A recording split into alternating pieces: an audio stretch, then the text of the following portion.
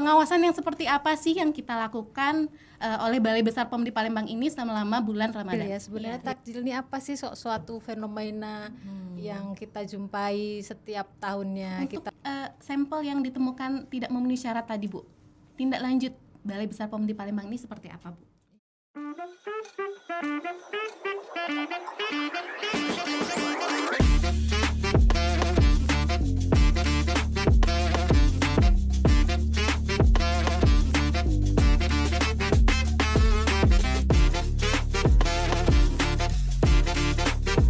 Assalamualaikum warahmatullahi wabarakatuh. Halo sahabat BPOM semua, selamat datang di POMcast, podcastnya Balai Besar POM di Palembang. Podcastnya yang ngomongin apa aja sih yang dilakukan Balai Besar POM dalam pengawasan sediaan farmasi dan pangan olahan. Iya, hari ini bersama saya Lia Syafriani Dan saya Amrina Rosyada akan membantu acara podcast kita pada hari ini. Nah, ini kan di bulan Ramadan kita nih, Mbak. Iya, betul. Nah, biasanya ada makanan yang khusus cuman ada di bulan Ramadan, Iya, sore betul. hari. Kalau gitu. ngomongin Ramadan itu identik sekali dengan namanya takjil. Takjil, Kalau di benar. Palembang orang nyebutnya bukoan. Bukoan, ya. Nah, buko apa hari ini? Bu pempek, celimpungan gitu. Banyak macam ya. Nah, Iya. untuk itu karena banyaknya penjual takjil yang menjamur seperti di musim hujan. Iya, jamur di musim hujan. Saking banyaknya itu butuh pengawasan. Iya, benar-benar. Agar senantiasa masyarakat tuh merasa aman atas makanan yang ia konsumsi. Karena emang makin banyak yang jualan tuh makin banyak ke potensi-potensi makanan yang nggak aman yang kalau dikonsumsi itu bahaya kan. Betul. Untuk itu diperlukan hadirnya Balai Besar POM di Palembang Betul dalam sekali. mengawasi makanan yang ada Ya. selama takjil. Nah, dalam hari ini podcastnya kita datengin langsung expertnya nih yang tahu tentang pengawasan obat dan Iya, makanan. betul sekali. Pada hari ini sudah hadir bintang tamu spesial kedatangan Kepala Balai Besar POM di Palembang, Ibu Yani Ardianti SF APT MSC. Dan Ibu Gustini SKMMK selaku Ketua Tim Infokom Balai Besar POM di Palembang. Iya, selamat datang Ibu. Selamat datang juga. kabarnya? Apa kabarnya Ibu? Alhamdulillah ya, Bu, sehat, ya. tetap Tetap semangat sehat dan ya. semangat. Alhamdulillah. Puasanya lancar, Bu.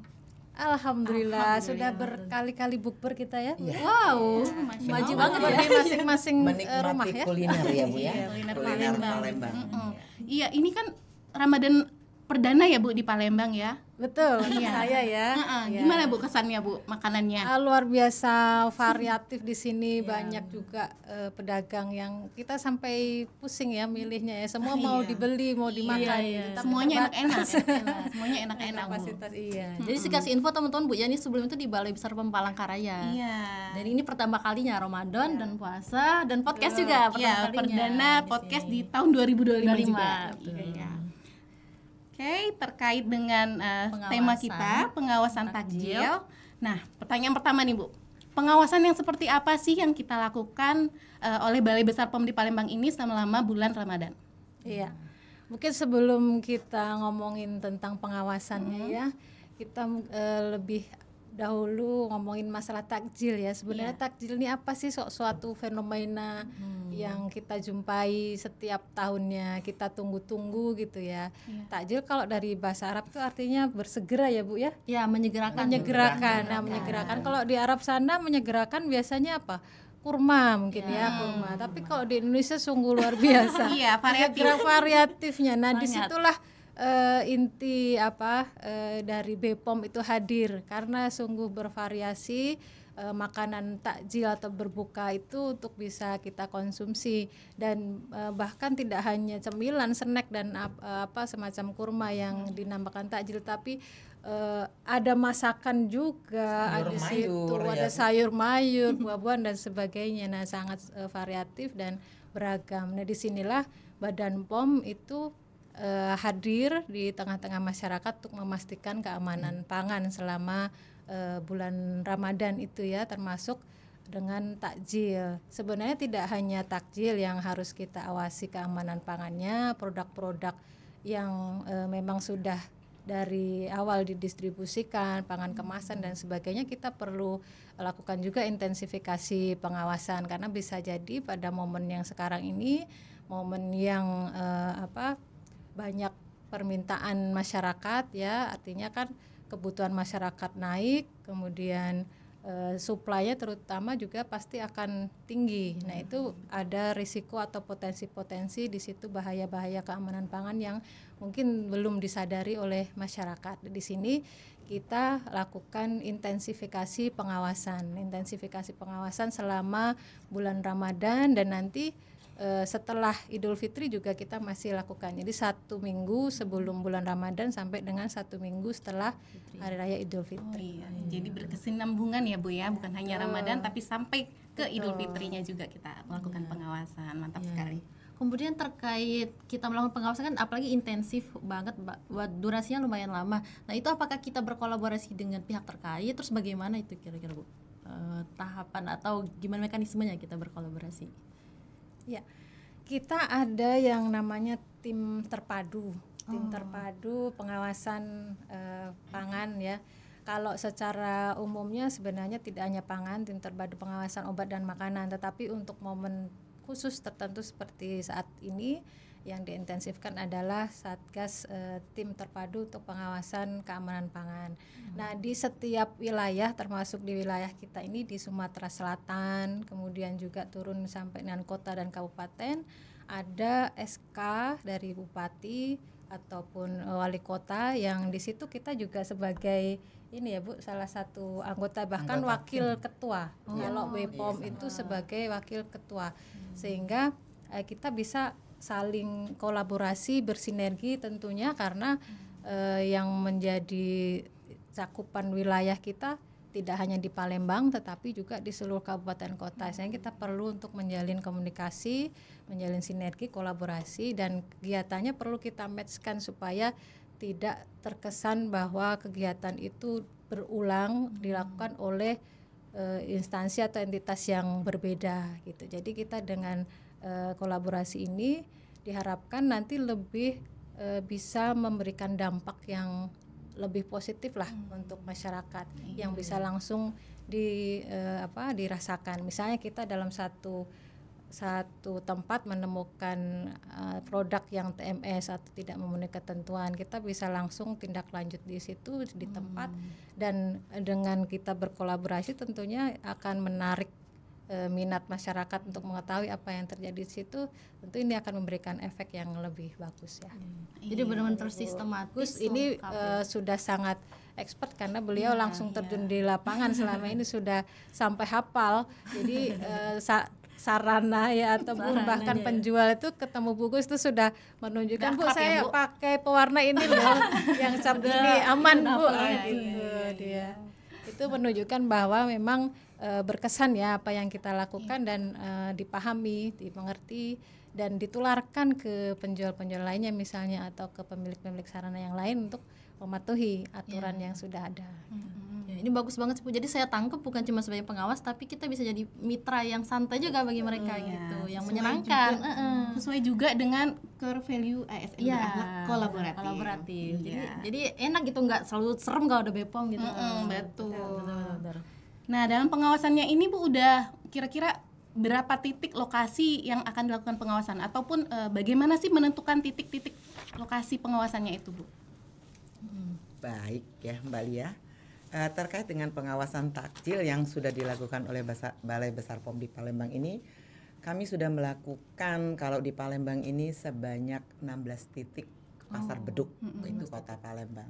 Alhamdulillah sudah kita selesaikan ya Bu, dengan perjuangan panas dan hujan kolaborasi juga. Dan ini juga kita tidak bisa bekerja sendirian ya.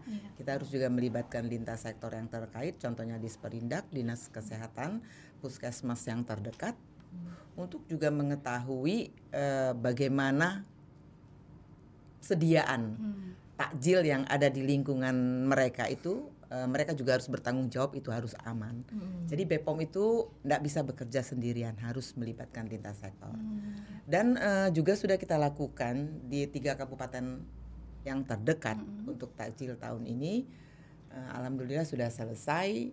Kami juga ada juga temuan sedikit ya Bu ya. Dan juga ada hal yang menggembirakan karena kebanyakan dan mayoritas penjual itu memang sudah paham. Kalau tiap tahun pasti BPOM akan hadir untuk melindungi masyarakat terhadap takjil yang dijual oleh para pelaku usaha yang ada di kabupaten kota tersebut. Oke. Nah, kalau untuk yang Ibu bilang tadi 16 titik tadi yang jadi fokus makanan seperti apa sih Bu yang biasanya kita langsung sasar, aku mau sampling ini gitu. Dan mungkin TMS-nya, ada TMS-nya gimana? TMS hasilnya yang selama ini Bu. Baik ya. Pada prinsipnya kita melihat yang suspek ya Bu ya. Kalau mau disampling semua itu kebanyakan. Karena kata Bu Yani tadi bervariatif sekali. Iya, betul. Makanan yang ada di Palembang ini. Kalau empek-empek itu macam-macam, ada tahu, ada model dan sebagainya. Itu kita cuman sampling yang suspek. Jadi kalau umpamanya selama ini masih kita ragukan mie kiloan, mie basah, itu tetap kalau dia ada di rujak mie, ada di mie tumis atau itu tetap kita sampling. Seberapa banyak yang ada di lapak kita sampling dan kita lakukan uji. Begitu juga dengan warna makanan yang ngejreng, itu juga harus kita sampling karena kita harus memastikan pewarnanya itu adalah pewarna makanan, bukan pewarna tekstil.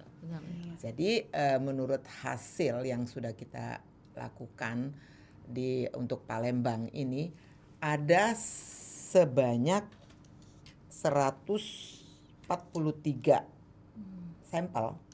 Oh, banyak ya. Banyak, alhamdulillah banyak ini untuk kota Palembang. 138 alhamdulillah memenuhi persyaratan.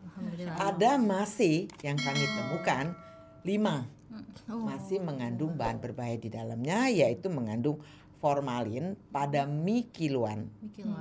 Dan ada juga tahu isi juga, masih ada tahu yang masih mengandung formalin dan ada juga yang masih memakai pewarna tekstil. Bahaya banget ya. Iya, itu cendol ya. Hati-hati dengan cendol warnanya pink.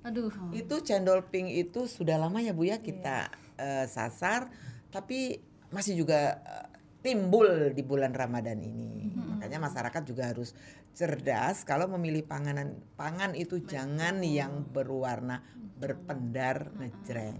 Jadi mencolok ya Bu ya. Mencolok ya.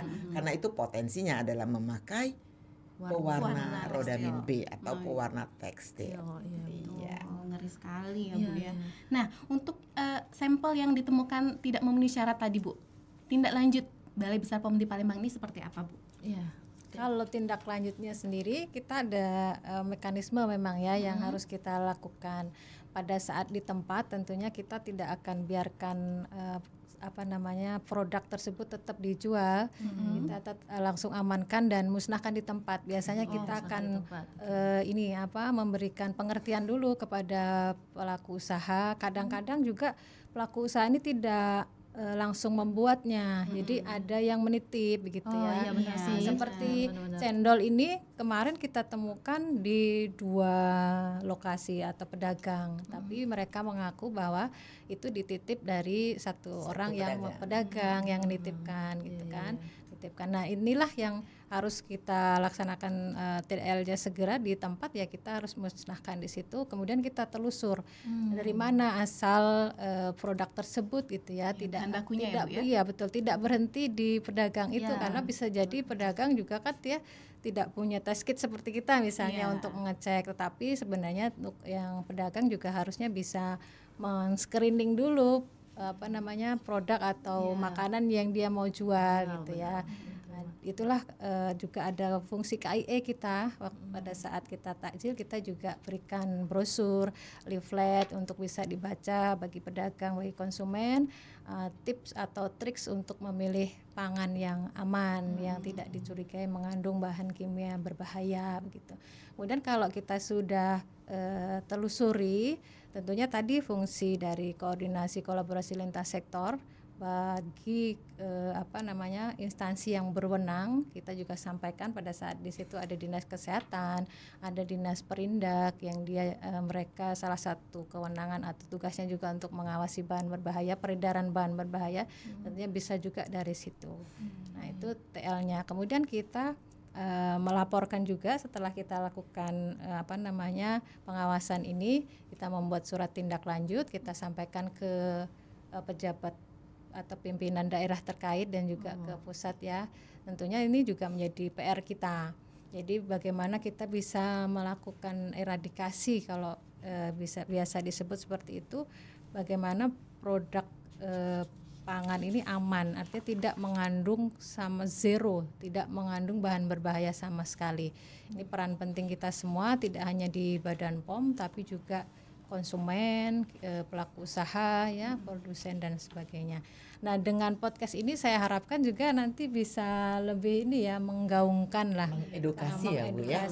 menggaungkan Jadi apa sarana ya, Bu, ya. jadi sarana. Sarana edukasi. Nah, makanya mungkin nanti ini tidak berhenti di sini, temanya mungkin bisa berubah, kita akan modifikasi, menarik spesifik ini. lagi mungkin ada tema betul, tertentu. nanti tema tertentu apa yang ingin diterima, apa ingin diperoleh dari kita, ya, kita akan upayakan nanti berikan edukasi atau informasi yang sesuai harapan dari masyarakat semuanya. Iya.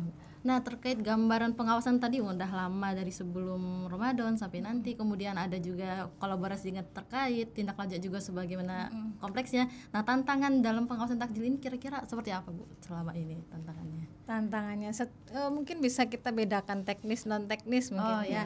Tantangan tentu yang pertama cakupan wilayah, kita maunya untuk memastikan semuanya aman itu sebanyak mungkin, ya, kita pastikan sampelnya yang kita ambil itu mewakili dari semua yang ada diperjualbelikan atau diedarkan.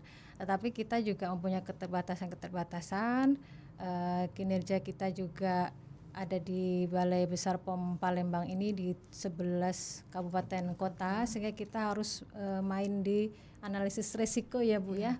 Analisis risiko, kajian risiko dari track record sebelumnya, kemarin-kemarin seperti apa gambarannya, kita pilah lagi, kita prioritaskan mana yang urgent untuk kita lakukan pengawasan lebih dahulu, gitu. Kemudian juga untuk intensifikasi ini kita kolaborasi lintas sektor, tidak harus ada BPOM di situ, Satgas tetap berjalan. Jadi pengawasannya tetap berjalan di titik-titik yang memang memerlukan pengawasan keamanan pangan, itu bisa kita koordinasikan, tidak harus bertemu langsung, tetapi kita pastikan itu dilaksanakan. Dengan Satgas yang udah terlatih tentunya, ya, Bu, ya. Mantap ya, banyak juga ya. Banyak tantangannya. Itu sering ketemu nggak, Bu, misalkan ada pedagang yang marah, kurang atau nggak mau, nggak mau musnahin produk dia, karena kan ini modal-modal aku, masa aku harus musnahin gitu. Gimana, nggak, Bu? Pasti ada, ya. Itu pasti ada. Tapi bagaimana kita mengedukasi, bagaimana kita menyampaikannya, ya, Bu, dengan trik kita menyampaikannya biar sasaran kita juga bisa tercapai. Mbak Ati, keamanan pangannya tetap terwujud, ya, meskipun kita mungkin juga gitu ya. kadang-kala ada Satpol PP, ada kepolisian gitu, ya, untuk antisipasi hal-hal yang tidak diinginkan, ya. Tetapi sejauh ini alhamdulillah kooperatif. Semua kooperatif. Alhamdulillah ya. Bisa melalui podcast ini Ibu Yani sebagai Kepala Balai dan Ibu Gustini bisa dapat memberikan himbauan nih, baik ke konsumen, sebagai masyarakat umum ataupun sebagai penjual. Oke. Nah, khusus di bulan Ramadan ini, ya, tentunya menjadi momen yang penting untuk kita semua, termasuk bagi para pelaku usaha, pedagang, ya. Mungkin Allah akan memberikan rezeki yang lebih dengan banyak yang bisa dijual misalnya atau yang dibeli oleh konsumen tadi. Tetapi mohon tetap diingat, keamanan pangan itu sangat penting. Jadi seperti layaknya kita juga konsumen, untuk penjual itu kan dia menjual produk, satu kali dia juga membeli produk atau pakan untuk makanan untuk dimakan. Jadi sama seperti kita akan menyediakan makanan untuk kita sendiri dan keluarga, keamanan pangan akan sangat penting. Hygiene sanitasi juga mohon diperhatikan. Dari mulai awal membeli bahan baku, pilihlah bahan baku yang memang bagus, ya, baik, terdaftar kalau untuk pangan kemasan, kemudian diolah dengan higienis, disajikan juga dengan higienis. Kemudian untuk produk-produk yang memang sudah dikemas, mohon diperhatikan dari ED-nya itu. Kalau untuk parcel biasanya kita tetapkan minimal 6 bulan ED-nya. Jadi kalau ED kurang dari 6 bulan tidak diperbolehkan dibentuk dalam bentuk parcel, dijual dalam bentuk parcel gitu. Jadi untuk penjual, ya, Kemudian untuk pembeli ya. Jadilah konsumen yang Jadilah cerdas. konsumen yang cerdas. Selalu ingat Cek klik. KLIK. Sebelum membeli harus cek kemasan. Pastikan kemasannya baik, tidak robek, tidak rusak, tidak kempot. L, baca label dengan seksama karena label itu adalah sumber informasi terhadap produk tersebut. Kita wajib membaca label. Dan I, izin edar. Pastikan semua produk itu mempunyai izin edar. Dan K yang terakhir adalah kadaluarsa. Tidak boleh membeli produk yang sudah lewat tanggal kadaluarsa. Terjadi hal-hal yang tidak kita inginkan, kita mengkonsumsi produk yang kadaluarsa, tidak bisa menyalahkan produsen atau pemerintah. Salah dewe. Salah deh. Jangan terpengaruh iming-iming harga murah ya Bu ya. Jangan terpengaruh dengan iklan ya Bu ya. Iya. Terus tampilan produk warna dan sebagainya. Karena yang lihat warna kan indera kita aja, mata, peraba. Kalau perut kita nggak lihat. Iya. Taunya makan Sampingnya nih. Iya, bahaya. sehat dan bergizi sebenarnya. Itu ya teman-teman, jadi himbauannya itu benar-benar harus dipahami bagi penjual dan pembeli, benar harus cerdas gitu, cek jangan lupa gitu. Nah Bu, tadi gue udah ngomongin takjil, sekarang mau agak pribadi dikit nih. Kira-kira tips dan trik Ibu Yani dan Bu Gustini menjalani puasa supaya tetap fit gimana tuh? Karena Ibu tuh kan jalan terus ya pagi sampai sore dinas, tapi seger-seger aja, buger-buger aja. Apalagi nih Ibu Gustini ini sebentar lagi mau memasuki masa purna bakti ya Bu. Tapi nggak kelihatan loh. Iya, kita lihat tetap fit, tetap bugar, tetap energi dan tetap produktif ya. Mudah banget lah. Tipsnya Bu gimana tuh? Bagaimana nih Bu kira-kira? tips-triknya? Tips yang pertama ya Bu ya, ini harus kerja ikhlas dan jangan lupa bahagia. Masya Masya Allah, luar biasa itu. Ya ini gimana tipsnya Bu? Saya nyontek aja ya. Kerja ikhlas itu tentu ya, tapi tetap mengharap ridho ya Bu ya, ridho Allah Subhanahu wa taala. Semoga semua yang kita lakukan ini bernilai ibadah, itu menjadi satu motivasi yang paling tinggi lah untuk kita ya. Kemudian tetap bahagia itu penting, betul. Iya, kalau kita suatu saat tidak bahagia, setelah itu kita cari deh kegiatan atau hal yang membuat kita bahagia ya. Seperti semalam ya Bu ya. Bahagia banget ya Bu ya. Habis buka, sholat, terus denger musik kita ya. Wah, bahagia banget. berasa muda banget ya, bagusnya ya, nggak kerasa. Perasaan kita bertiga semalam kayak anak gadis ya Bu ya. Masya Allah. Keren. Jadi terbuka ini di sini. Terbuka. Semua orang butuh hiburan ya Bu ya. Nah, Terakhir nih. sebelum menutup kegiatan podcast kita nih, bagi kata-katanya hari ini dong Bu. Iya, kata-kata hari Ya, ini Bu. ubur-ubur ikan lele boleh. Apa nih kata-katanya hari ini Bu? Ya, buru-buru. Saya bagian ubur-ubur ikan lele. Bu yang nulisin. boleh. Ubur-ubur ikan lele. Cakep. Puasa Le. Masya Allah, tabarakallah. Baiklah Ibu, terima kasih sudah meluangkan waktu sibuknya untuk mengikuti podcast. Ya. Semoga Ibu sehat selalu. terus, Amin. semoga bahagia terus, semakin sukses dalam mengawasi sediaan semua farmasi dan pangan olahan yang Terima beredar di kasih. masyarakat. Ya. Ditunggu podcast berikutnya ya. Ya. Bersambung. Kata-kata yang terakhir Bu, boleh Bu? Silahkan. Jadilah manusia yang berguna. Masya Allah. Manusia yang berguna. Oke, noted. Oke, noted. Oke, sudah cukup ya Kak Imbal ya? Iya. Podcast kita hari ini. Terasa ya, saking Iya. menariknya pembahasan hari ini. Dan informasi itu gitu loh. Banyak banget informasi yang ternyata gini, ternyata Benar. gini. Semoga sahabat Bepom bisa mengambil manfaatnya, Amin. mengambil ilmunya dari narasumber spesial kita. Jangan lupa like, Untuk comment, subscribe, and share. and share channel YouTube kita. Yang Pokoknya excited, semua pokoknya akun semua nanti media akan ada di sosial bawah ini. Balai Besar POM di Palembang, di follow ya di bawah ini. Oke, sampai jumpa di episode berikutnya di Pomcast, podcastnya Balai Besar POM di Palembang. Wassalamualaikum Warahmatullahi wabarakatuh. Waalaikumsalam warahmatullahi wabarakatuh.